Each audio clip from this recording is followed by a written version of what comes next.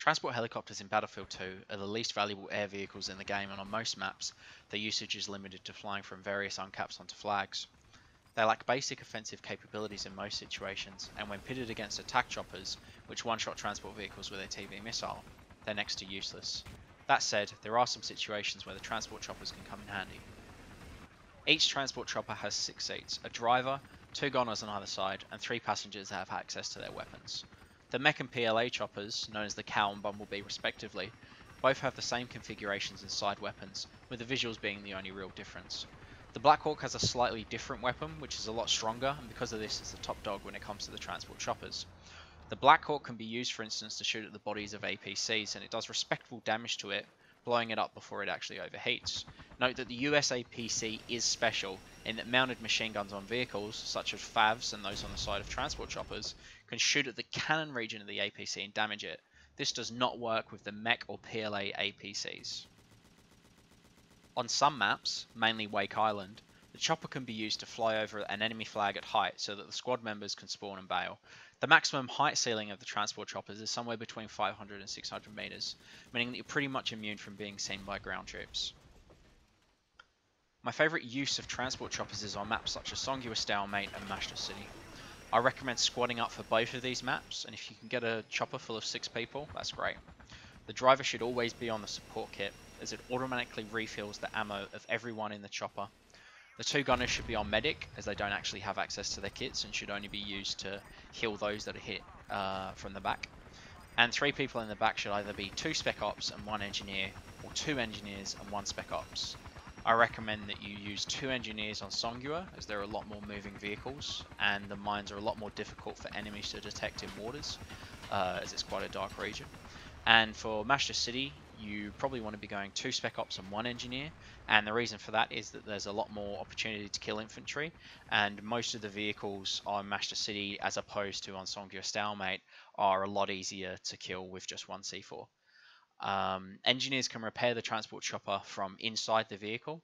You either have to aim up or down. There are certain regions where you have to do it, and once you find that region, you'll just be able to repair it up. It's quite hard to do at first, but once you get used to it, you'll know exactly how to angle it. And of course, when you're in the back of the chopper, you're able to throw out both C4 and mines. So that's basically where you're getting a lot of your damage from. You can also throw out nades if you want to, or shoot weapons. Maybe if you want to bring an anti-tank, you can do that as well, but I recommend spec ops and engineer.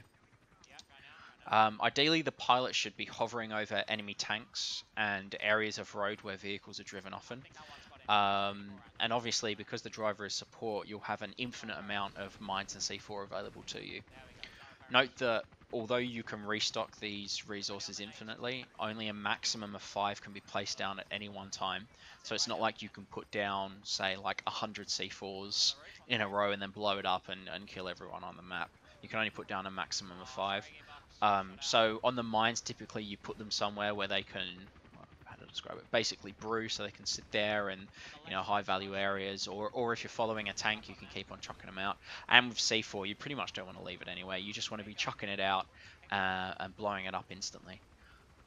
You'll rack up kills pretty easily if this is done correctly, and if the gunners are also good, you'll be able to pick up a lot of kills, especially in the Black Hawk, because it's got a great side gun on it.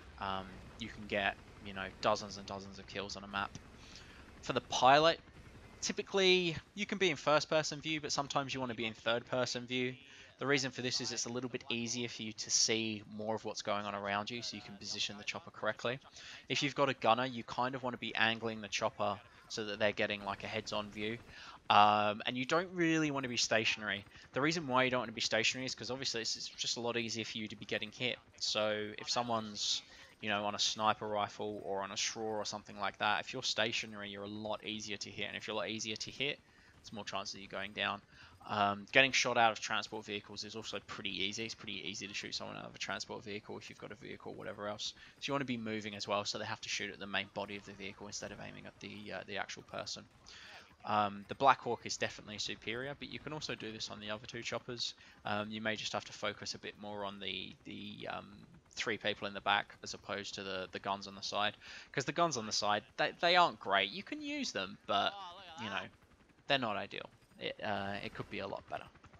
It's also worth pointing out that the driver of the chopper will get an incredible amount of points. Typically, every single time I do this, I end up having the most points, and I typically don't end up with many kills at all, maybe just 1 or 2 kills from if we die in the chopper and there's someone capping a flag or something like that. Most of the points come from resupplying, but the pilot also gets kills for like special vehicle assists. So if the gunners heal anyone in the back that gets shot, you get a point. If the engineer gets a repair point, you also get a point. If someone in the chopper gets a kill assist, you get a point. You get kill assists on everything. So if anyone gets a kill, you also get a point. So it's really cool. It's a really cool system. And I think everyone else in the chopper gets kill assists, but they don't get the rest of the stuff. So they don't get special driver assists. So usually it's just the pilot who gets the most points. And obviously, when you're restocking ammo every 15 seconds on 3 people, it really does stack up, and you end up getting a lot of points. I'd say that this is one of the very few times in Battlefield 2 where you actually have like a squad coming together and working things out, and giving it more of that authentic team play vibe. Battlefield 2, yeah, it does have elements of team play and you've got to work together, but not necessarily to that scale, right? I mean, I think the most you really get is 2 people. So in the attack chopper, for instance, and very rarely, I guess, in the bombers where you have 2 people shooting various things and you can line people up. Most of the time, squad play is limited to just being medics and reviving people, which isn't really squad play. So I think this is probably the best case example of teamwork in Battlefield 2. It's a shame that there's not a couple more maps where this really works. And if you see someone doing this, guys, please join their squad and please get involved. It's a lot of fun. And when you start chucking out C4 and you're just getting like dozens of kills on a map, it's really fun. And people on the enemy team just don't expect it, and it's just it can really make you laugh. When you blow C4 and whatever else, you can do some crazy things. You can pick up a lot of kills. I mean, there have been games before where I've had a C4 out the back who's got like 50 kills in one game just from placing very good C4, and the enemy team not being very good and knowing how to counter it. So yeah, it's a lot of fun, guys. So definitely get involved if you see someone say, join this squad. And if you play on the US Battlelog servers and Mashtuur City comes up and I'm in, definitely join my squad, because without a doubt, that is exactly what I'm going to be doing. Now, one final point. You can actually put C4 on the front of the Black Hawk if no one else is joining in the fun and everyone wants to stay just infanting or doing whatever they want on themselves. You can put C4 on the front, drive into an enemy, jump into the back seat.